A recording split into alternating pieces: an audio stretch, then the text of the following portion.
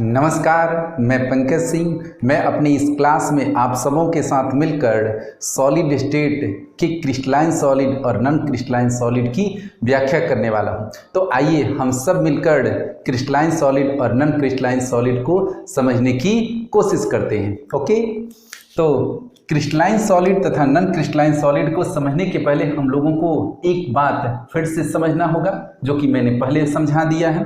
वो बात होगा हमारा अवयवी कण। ओके, अवयवी कण जिसको हम लोग इंग्लिश में कहते हैं constituent particles. Okay, constituent particles कहते हैं, या जिसको हम कहते हैं कंस्टिट्यूएंट्स भी हम लोग कहते हैं। तो यदि मेरे पास में कोई पदार्थ है, चाहे वो कोई भी पदार्थ हो, ठोस अवस्था में हो या द्रव अवस्था में या गैसीय अवस्था में, तो उस पदार्थ के जो एटम होंगे, ओके, जो मॉलिक्यूल होंगे, जो आयन होंगे, ओके, इन सभी एटम मॉलिक्यूल आयन यानी परमाणु अणु आयन को हम उस पदार्थ का क्या कहेंगे? अवयवी कण यानी कंस्टिट्यूएंट पार्टिकल्स या कंस्टिट्यूएंट कहेंगे। जैसे मेरे पास यहाँ पर एक सॉलिड सब्सटेंस मार्कर है, तो ये मार्कर या तो परमाणु से बना होगा या अणु से बना होगा या फिर आयन से बना होगा। तो इसके जो एटम होंगे, इसके जो मॉलिक्यूल होंगे, इसके जो आयन होंगे, हम इस सॉलिड सब्सटेंस के क्या कहेंगे? कंस्टिट्यूएंट पार्टिकल्स कहेंगे। ओके, तो मेरे पास में अलग अलग ठोस पदार्थ हैं, मेरे पास अलग अलग ठोस पदार्थ हैं। कल्पना करिए कि मेरे पास ये एक मोबाइल है, ये जो दिख रहा है ये मार्कर हो गया, ये मोबाइल हो गया, ये दोनों ठोस पदार्थ हैं। अब इन दोनों ठोस पदार्थों में अंतर किस आधार पर हो सकता है? तो मेरे ठोस ये जो पदार्थ हैं, इसमें इसके जो कंस्टिट्यूएंट पार्टिकल्स हैं, इस कंस्टिट्यूएंट पार्टिकल्स का इसमें ऑर्डर ऑफ अरेंजमेंट अलग होगा, और इस जो सॉलिड सब्सटेंस है इसमें इसके कंस्टिट्यूएंट पार्टिकल्स का ऑर्डर ऑफ अरेंजमेंट अलग होगा। तो हम विभिन्न ठोस पदार्थों को उसके कंस्टिट्यूएंट पार्टिकल्स के ऑर्डर ऑफ अरेंजमेंट के नेचर के आधार पर हम उन्हें दो भागों में बांटते हैं, crystalline solid and non crystalline solid. That means solid substance are classified into crystalline solid and non-crystalline solid on the basis of arrangement of their constituent particles. Okay? अब आइए हम लोग यह देखने की कोशिश करें कि हमारा क्रिस्टलीय ठोस क्या है। ओके, तो क्रिस्टलीय ठोस की हम लोग बात करें, क्रिस्टलाइन सॉलिड की बात करें, तो हम इसमें ये पाते हैं कि वे ठोस पदार्थ जिसमें उसके अवयवी कण, वे ठोस पदार्थ जिसमें उसके अवयवी कण त्रिविम में नियमित तथा निश्चित पैटर्न में हो।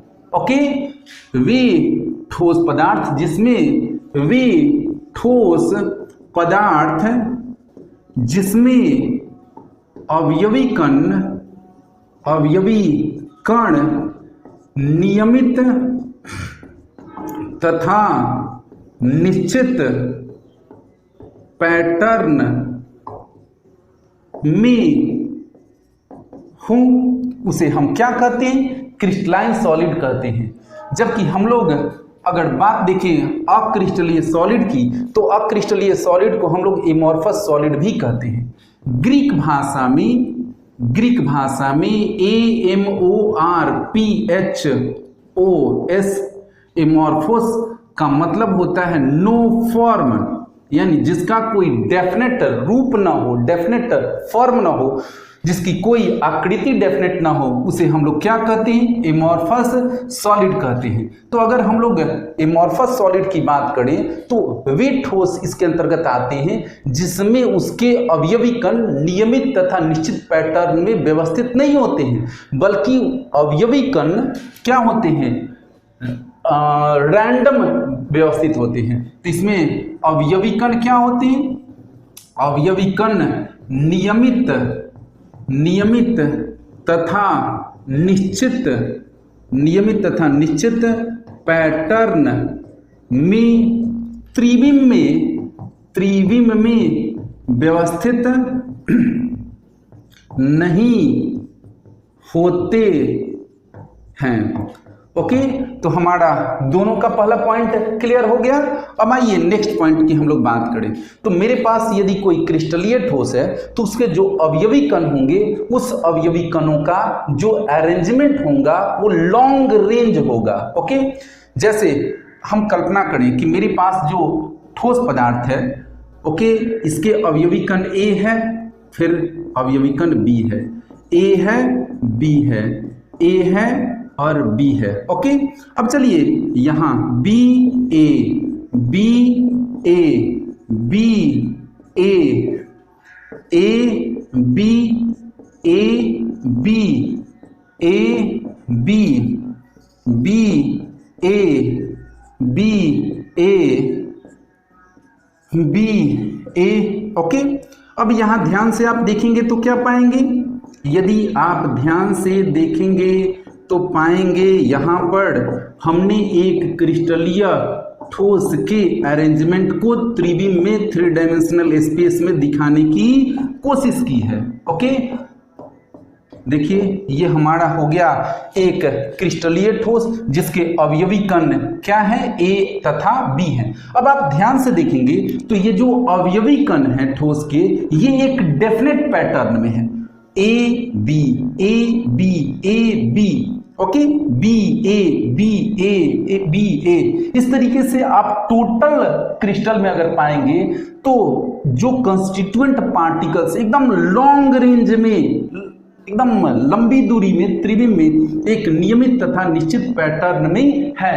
जबकि हम लोग अगर इमॉर्फस सॉलिड की बात करें तो इसमें ए एक दूसरे से जुड़ सकता है, बी ए फिर ए बी, ओके, यहां देखिए A B B A, okay, यहां देखिए तो फिर हम यहां बी ए, ओके, यहां पर हो गया बी ए। तो आप क्या पाएंगे यहां पर? आप ध्यान से मेरे इस स्ट्रक्चर को देखिए तो मैंने यहां पर एक एमॉर्फस सॉलिड के कंस्टिट्यूएंट पार्टिकल्स जो कि क्या है? ए तथा बी हैं, उनके अरेंजमेंट को दिखाने की कोशिश की है मैंने। ओके, अब इसमें आप क्या देखेंगे कि जो कंस्टिट्यूएंट पार्टिकल्स हैं इसमें कोई डेफिनेट पैटर्न नहीं है कि डेफिनेट पैटर्न 3 डायमेंशनल स्पेस में हो, लेकिन यहां पर देखिए एक डेफिनेट पैटर्न है, ए के बाद बी ए बी, और इसमें कोई डेफिनेट पैटर्न नहीं है। देखिए ए फिर बी ए आ गया, फिर ए बी आ गया, फिर बी, इसमें ऐसा कोई डेफिनेट पैटर्न नहीं है। तो हम क्या कहेंगे कि मेरे पास अगर क्रिस्टलाइन सॉलिड है तो उस क्रिस्टलाइन सॉलिड के जो कंस्टिट्यूएंट पार्टिकल्स होंगे वो कंस्टिट्यूएंट पार्टिकल्स लॉन्ग रेंज में नियमित और निश्चित पैटर्न में होते हैं, और इस प्रकार की व्यवस्था को हम क्या कहते हैं? इस प्रकार की व्यवस्था को हम क्रिस्टलाइन सॉलिड की व्यवस्था में दीर्घपरासी विन्यास कहते हैं, लॉन्ग रेंज ऑर्डर कहते हैं। जबकि यहां अगर आप देखें तो जो इमॉर्फस सॉलिड होते हैं उनमें कोई लॉन्ग रेंज अरेंजमेंट नहीं होता है। तो हमारा नेक्स्ट पॉइंट क्या बनता है? हमारा नेक्स्ट पॉइंट बनता है क्रिस्टलाइन सॉलिड का कि क्रिस्टलाइन सॉलिड का नेक्स्ट पॉइंट बनता है कि इसमें अवयवी कण दीर्घपड़ासी विन्यास में होते हैं। ओके, लॉन्ग रेंज ऑर्डर में होते हैं। जबकि हम इसमें क्या पाएंगे कि जो अवयवी कण होते हैं उनमें दीर्घपड़ासी विन्यास नहीं होता है, दीर्घपड़ासी विन्यास नहीं होता है। वास्तव में इनमें क्या होता है? इसमें शॉर्ट रेंज ऑर्डर होता है, इसमें शॉर्ट रेंज ऑर्डर होता है। तो ये क्लियर हुआ? ओके, अब आइए हम लोग नेक्स्ट पॉइंट की बात करें। आप लोग इसका स्क्रीनशॉट ले लेंगे, और स्क्रीनशॉट ले लेंगे तो फिर आपको इसको बाद में समझने में सहायता होगी। ओके, अब हम लोग इसमें देखें तो हम क्या पाते हैं कि क्रिस्टलाइन सॉलिड के जो मेल्टिंग पॉइंट होते हैं, ओके, वो शार्प होते हैं, डेफिनेट होते हैं, यानी इनके गलनांक यानी मेल्टिंग पॉइंट के मान निश्चित होते हैं, ओके, निश्चित होते हैं और इनके गलनांक के मान निश्चित न होकर एक परास यानी क्या, एक रेंज में होते हैं। अब इसे हम लोग समझने की कोशिश करें कि आखिर क्रिस्टलाइन सॉलिड का जो मेल्टिंग पॉइंट है वो निश्चित क्यों होता है, जबकि एमॉर्फस सॉलिड के जो मेल्टिंग पॉइंट होता है वो निश्चित न होकर एक रेंज में होता है। तो आइए सबसे पहले हम लोग फिर से इस संरचना पर नजर डालें। तो हमारे पास यदि कोई क्रिस्टलाइन सॉलिड है तो इस क्रिस्टलाइन सॉलिड में आप ध्यान से देखेंगे तो हमने कॉन्स्टिट्यूएंट पार्टिकल्स किसको लिया है, ए बी लिया है। तो जो ए बी से बॉन्डेड है, ए बी से बॉन्डेड है, इस बॉन्ड का ए जो बी से बॉन्डेड है, इस बॉन्ड का कोई बॉन्ड एंथैल्पी होगा, आबंध ऊर्जा होगा, ओके, और यह आबंध ऊर्जा निश्चित होगा। तो यदि हम इसको गर्म करते हैं तो जैसे ही गर्म करते करते मेरा टेम्परेचर एक निश्चित पहुंचेगा, वह टेम्परेचर के द्वारा जो ए बी इसमें कंस्टिट्यूएंट पार्टिकल्स हैं उनमें मौजूद ये जो बॉन्ड है, जो फोर्स है, वो टूट जाएगा, क्योंकि इसमें अन्य कोई प्रकार का बॉन्ड नहीं है, सिर्फ ए और बी एक दूसरे से बंधे हुए हैं। तब इस कारण से जैसे ही एक डेफिनेट टेम्परेचर पहुंचेगा, उस डेफिनेट टेम्परेचर पर क्या हो जाएगा, ये बॉन्ड सारे टूट जाएंगे, और जब टूट जाएंगे तो यह सॉलिड स्टेट से क्या हो जाएगा, लिक्विड स्टेट में कन्वर्ट हो जाएगा, जिसके कारण इसके जो मेल्टिंग पॉइंट होंगे वो डेफिनेट होंगे। लेकिन हम लोग अगर इस एमॉर्फस सॉलिड में देखें तो इसकी संरचना में आप पाएंगे कि ए से भी बॉन्डेड है, जिसका एंथैल्पी, बॉन्ड एंथैल्पी अलग होगा, बी से भी बॉन्डेड है, जिसका बॉन्ड एंथैल्पी इससे अलग होगा, और ए बी से भी बॉन्डेड है, जिसका बॉन्ड एंथैल्पी अलग होगा। तो इन सबकी एंथैल्पी अलग होने के कारण जब हम इस प्रकार के सॉलिड को गर्म करेंगे तो गर्म करने पर इनका जो बॉन्ड एंथैल्पी होगा, अलग अलग बॉन्ड इसमें होने के कारण अलग अलग बॉन्ड एंथैल्पी अलग अलग डेफिनेट टेम्परेचर पर ये क्या होंगे, इसको ब्रेक करेंगे तो इस कारण से इसका एक डेफिनेट मेल्टिंग पॉइंट न होकर एक रेंज में होगा, ओके। तो शायद आप समझ गए कि इसका जो मेल्टिंग पॉइंट होगा वो डेफिनेट होगा और इसका जो मेल्टिंग पॉइंट होगा डेफिनेट नहीं होगा, क्योंकि इसमें एक नियमित अरेंजमेंट है, इसमें एक रैंडम अरेंजमेंट है, ओके। अब अगर हम लोग फिर इसके आगे अगले नेक्स्ट पॉइंट की बात करें तो हम लोग एक महत्वपूर्ण कंसेप्ट पाते हैं कि ये जो होते हैं विषमदैशिक एंड आइसोट्रॉपिक नेचर, विषमदैशिक प्रकृति के होते हैं। और यदि हम इनकी बात करें तो ये क्या होते हैं, ये समदैशिक प्रकृति के होते हैं, ये समदैशिक यानी आइसोट्रॉपिक नेचर, ये समदैशिक प्रकृति के होते हैं। ये जो एनाइसोट्रॉपिक और आइसोट्रॉपिक है, ये एक महत्वपूर्ण, बहुत ही महत्वपूर्ण फीचर है जो आपके +2 में भी आता है, जो आपके IIT नीट वगैरह सारे कंपटीशंस में आते हैं कि जो क्रिस्टलाइन सॉलिड होता है ये किस नेचर के होते हैं। और एन आइसोट्रॉपिक नेचर का क्या तात्पर्य है, और इमॉर्फस सॉलिड जो होते हैं ये आइसोट्रॉपिक यानी समदैशिक प्रकृति के होते हैं, इसका क्या तात्पर्य है। तो आइए हम लोग इसको समझने की कोशिश करें। अब ध्यान से देखिए, तो मेरे पास में ये एक क्रिस्टलाइन सॉलिड का मैंने अरेंजमेंट दिखाया है इसके कंस्टिट्यूएंट पार्टिकल्स के आधार पर। अब यदि हम लोग देखें तो हम इस डायरेक्शन में अगर चलें, हम इस डायरेक्शन में चलें जिसको हम ए डैश मान लें, क्या मान लें, ए डैश मान लें, ओके। चाहे हम चलिए इसको मान लें ए डैश ना मान के हम इसको एक्स डैश मान लें, ओके।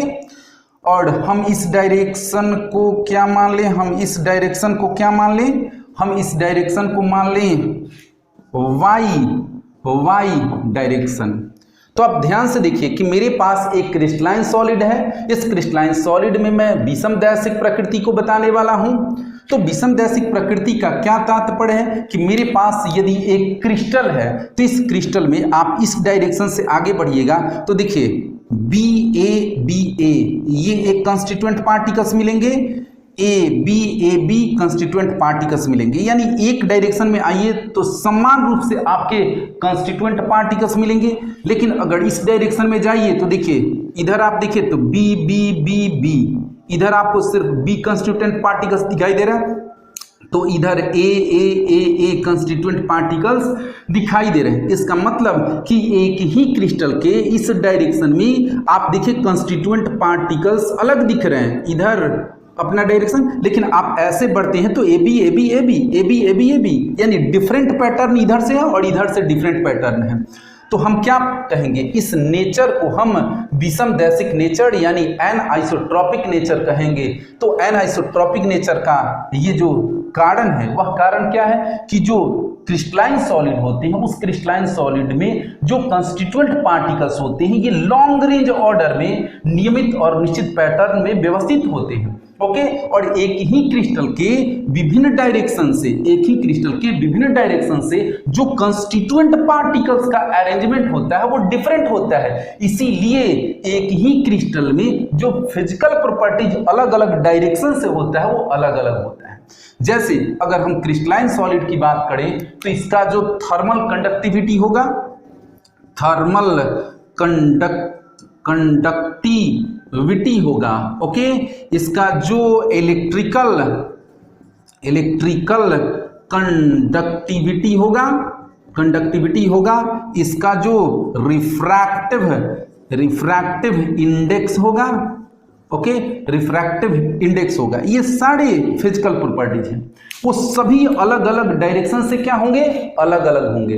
तो फिर से मेरी बात समझिए कि अगर आपके पास में कोई क्रिस्टलाइन सॉलिड है तो उस क्रिस्टलाइन सॉलिड के किसी क्रिस्टल में अलग अलग डायरेक्शन से जो फिजिकल प्रॉपर्टीज होंगे, जैसे thermal conductivity, electrical conductivity, refractive index इत्यादि, वो अलग अलग डायरेक्शन से अलग अलग होंगे, ओके, क्योंकि इनका कंस्टिट्यूएंट पार्टिकल्स अलग अलग डायरेक्शन से अलग अलग होता है। इसको एक एग्जांपल आप देख लीजिए।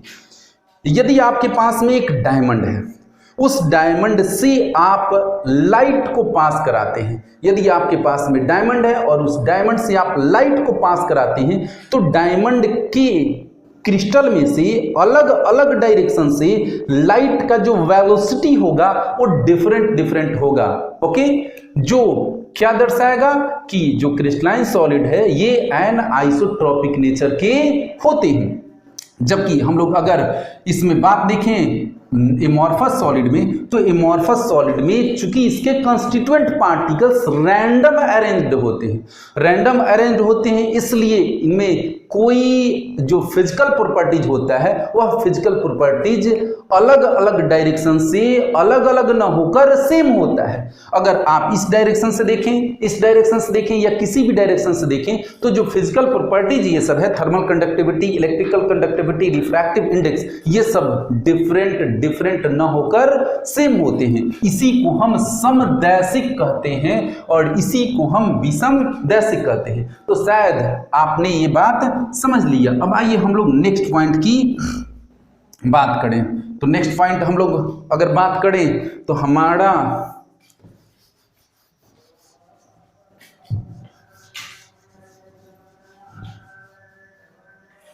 जो क्रिस्टलाइन सॉलिड है, इस क्रिस्टलाइन सॉलिड को यदि शार्प एजेज टूल्स से काटा जाए, यानी तेज अगर औजार जैसे चाकू वगैरह से काटा जाए, तो अगर हम तेज औजार से इन्हें काटते हैं तो जो इसके टुकड़े प्राप्त होंगे वो बिल्कुल क्या होंगे, टुकड़े। अगर काटा जाए तो जो दोनों टुकड़े प्राप्त होंगे इसकी सतहें चिकनी और सपाट होगी। ओके, लेकिन अगर हम एमॉर्फस सॉलिड को यदि हम शार्प एजेज टूल से अगर दो टुकड़ों में काटते हैं तो इससे जो दो टुकड़े प्राप्त होंगे इसकी सतह चिकनी और सपाट नहीं होगी। क्लियर हो गया।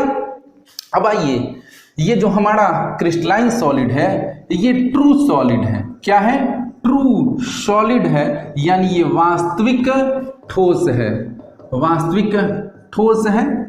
और इसे हम लोग क्या कहते हैं? इसे PSEUDO स्यूडो सॉलिड, या हम इसे क्या कहते हैं? सुपर कूल्ड लिक्विड हम कहते हैं। ओके, सुपर कूल्ड लिक्विड हम कहते हैं, यानी इसको हम हिंदी में कहते हैं छद्म ठोस, या हम कहते हैं इसे अतिशीतित द्रव हम इसे कहते हैं, अतिशीतित द्रव कहते हैं। अब आइए इसे हम लोग समझने की कोशिश करें कि ये ट्रू सॉलिड और ये स्यूडो सॉलिड या सुपर कूल्ड लिक्विड क्या है।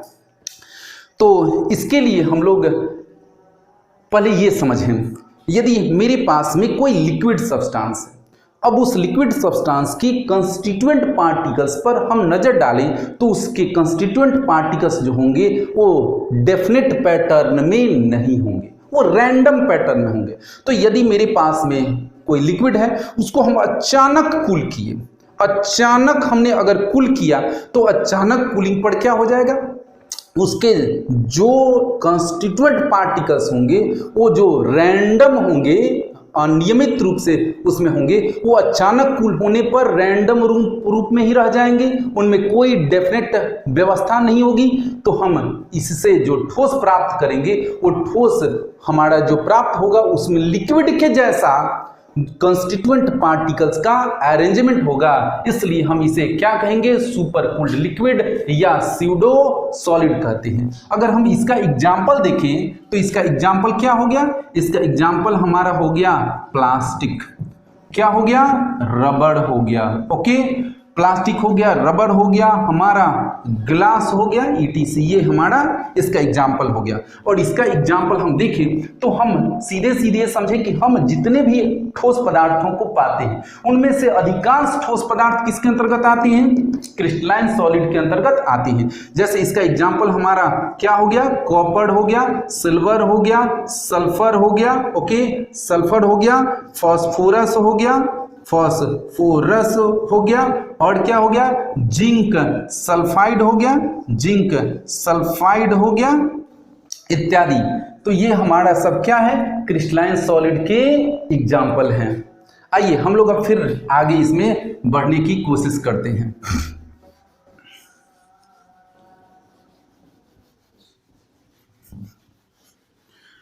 कुछ जो एमॉर्फस सॉलिड होते हैं, कुछ जो एमॉर्फस सॉलिड होते हैं, उस एमॉर्फस सॉलिड को यदि गर्म करके धीरे धीरे ठंडा किया जाए, कुछ एमॉर्फस सॉलिड को गर्म करके धीरे धीरे ठंडा किया जाए तो एक निश्चित ताप पर उस एमॉर्फस सॉलिड का कुछ भाग क्रिस्टलाइन हो सकता है। ओके, इसका एग्जाम्पल एक शानदार है कि अगर हम लोग पुरानी सभ्यता के जो मकान देखते हैं, उन मकानों के दरवाजे और खिड़कियों में लगे जो कांच होते हैं, उस कांच का जो रंग कहीं कहीं पर हम पाते हैं वो मिल्की कलर का पाते हैं, दुधिया रंग पाते हैं। तो ये दुधिया रंग क्या है, ग्लास तो हमारा अक्रिस्टलीय ठोस है, एमॉर्फस सॉलिड है ग्लास हमारा। अब वक्त के साथ में उसका टेम्परेचर बढ़ने, कुल होने से उसके कुछ जो पार्ट रहे वो क्रिस्टलाइजेशन हो गए, और क्रिस्टलाइजेशन के कारण उसमें वो किस रूप में अपीयर होने लगे, मिल्की कलर को देने लगे। ओके, अब हम लोग क्रिस्टलाइन सॉलिड और नॉन क्रिस्टलाइन सॉलिड को एक बेहतर एग्जाम्पल से हम लोग समझ सकते हैं, और वो बेहतर एग्जाम्पल हमारा क्या है, QUARTZ है, क्वार्ट्ज है। ओके, और ये क्या है? QUARTZ, क्वार्ट्ज ग्लास है। अब देखिए, हम क्रिस्टलाइन सॉलिड को क्वार्ट्ज के जरिए समझने की कोशिश करें और एमॉर्फस सॉलिड को हम क्वार्ट्ज ग्लास के जरिए समझने की कोशिश फिर से करें, तो हम देखें कि जो क्वार्ट्ज होता है यह SiO2 का एक रूप है। इसको हम क्या कहते हैं? सिलिका कहते हैं। तो ये याद रखिए कि जो क्वार्ट्ज है वो SiO2 यानी सिलिका का एक फॉर्म है। अगर हम इसकी क्रिस्टलाइन स्ट्रक्चर को देखें तो इसके क्रिस्टलाइन स्ट्रक्चर में SiO4 यूनिट होते हैं और ये यूनिट टेट्राहेड्रल अरेंजमेंट में होते हैं और ये लॉन्ग रेंज ऑर्डर में होते हैं, जिसके कारण क्रिस्टलाइन सॉलिड के रूप में यह अस्पष्ट होता है। लेकिन यदि मेरे पास में क्वार्ट्ज है और उस क्वार्ट्ज को हम मेल्ट कर देते हैं, पिघला देते हैं, तो पिघला देने के बाद फिर से हम उसको क्या कर देते हैं? पिघला देने के बाद फिर से हम उसको कूल कर देते हैं। ओके, हम क्या करते हैं? मेरे पास में क्वार्ट्ज है, उस क्वार्ट्ज को हम मेल्ट कर देते हैं और मेल्ट करने के बाद फिर हम उसको कूल कर देते हैं। तो कूल करने से जो मुझे प्राप्त होता है वह क्या प्राप्त होता है? क्वार्ट्ज ग्लास होता है। ओके, तो क्वार्ट्ज और क्वार्ट्ज ग्लास दोनों एक्चुअली क्या है? दोनों आपका SiO2 का ही अरेंजमेंट है। इसमें SiO2 जो SiO4 यूनिट में टेट्राहेड्रली अरेंज्ड होते हैं, ये एक डेफिनेट पैटर्न में होते हैं, जबकि क्वार्ट्ज ग्लास में ये जो SiO4 यूनिट होते हैं वह डेफिनेट पैटर्न में नहीं होते हैं, जिसके कारण यह एमॉर्फस सॉलिड के रूप में परिलक्षित होता है। तो आइए हम लोग इसको फिगर के द्वारा कोशिश करें समझने के लिए। जैसे देखिए,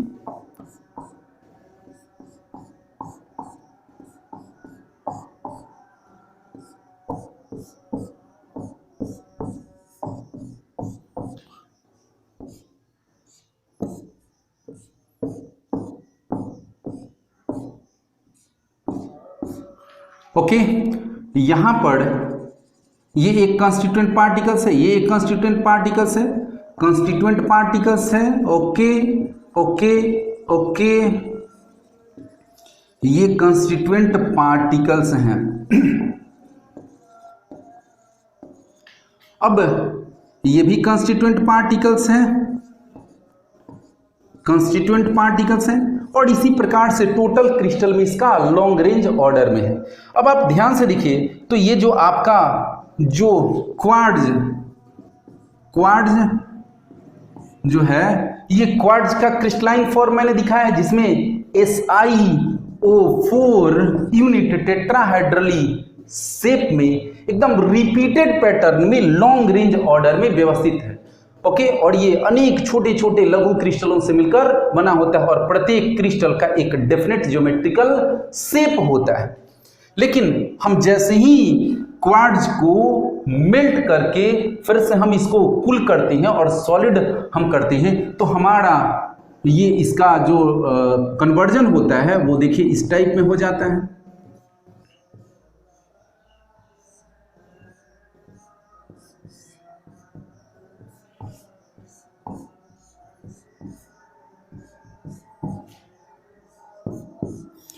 अब आप ध्यान से देख रहे होंगे मेरे फिगर को, तो इसमें ऐसा कोई डेफिनेट पैटर्न नहीं है, इसमें कोई ऐसा डेफिनेट पैटर्न नहीं है। ओके, इसमें कोई ऐसा डेफिनेट पैटर्न नहीं है। और हाँ, डेफिनेट पैटर्न तो है, बट कुछ एंगस्ट्रम यूनिट में है, शॉर्ट रेंज ऑर्डर में है। तो ये एक कंस्टिट्यूएंट पार्टिकल्स हो गया, कंस्टिट्यूएंट पार्टिकल्स ये हो गया, और इस कंस्टिट्यूएंट पार्टिकल्स में कोई डेफिनेट अरेंजमेंट SiO4 यूनिट का नहीं है। तो इस प्रकार से हम इसको क्या पाते हैं कि क्वार्ट्ज हमारा किस में कन्वर्ट हो गया? क्वार्ट्ज ग्लास में कन्वर्ट हो गया, जो कि एक एग्जाम्पल किसका है? हमारा एमॉर्फस सॉलिड का है। ओके, तो आई होप कि शायद आप लोगों को क्रिस्टलाइन सॉलिड और नॉन क्रिस्टलाइन सॉलिड समझ में आया होगा। यदि किसी भी प्रकार की अगर कोई समस्या हो तो आप मुझसे कमेंट करके पूछ लेंगे। तब तक के लिए जय हिंद, जय भारत।